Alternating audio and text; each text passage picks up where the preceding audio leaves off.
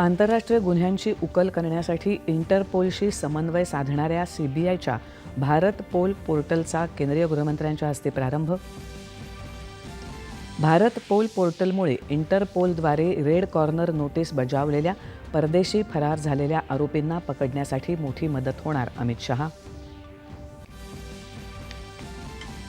दिल्ली विधानसभा निवडणुकीचा कार्यक्रम जाहीर. 70 जागांसाठी एकाच टप्प्यात 5 फेब्रुवारीला मतदान तर 8 फेब्रुवारीला होणार मतमोजणी. देशभरात आत्तापर्यंत 5 बालकांना HMPV विषाणूची लागण. हा कोणता नवीन विषाणू नाही, त्यामुळे नाहक भीती बाळगण्याची गरज नसल्याचं आरोग्य मंत्रालयानं केलं स्पष्ट. HMPV या विषाणूचा प्रादुर्भाव रोखण्यासाठी राज्य शासन सज्ज. केंद्रीय आरोग्य विभागाच्या निर्देशानुसार काम सुरू असल्याची आरोग्यमंत्र्यांची माहिती.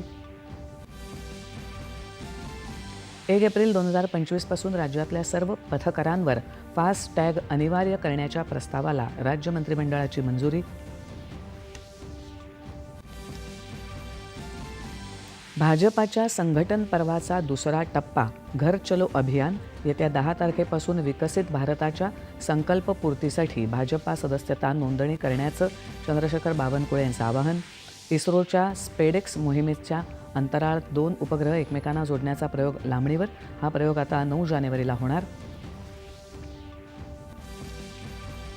आणि नेपाळ तिबेटमध्ये 7.1 रिक्टर तीव्रतेचा भूकंप. तिबेटमध्ये 53 जणांचा मृत्यू. भारतासह बांगलादेशमध्येही जाणवले धक्के.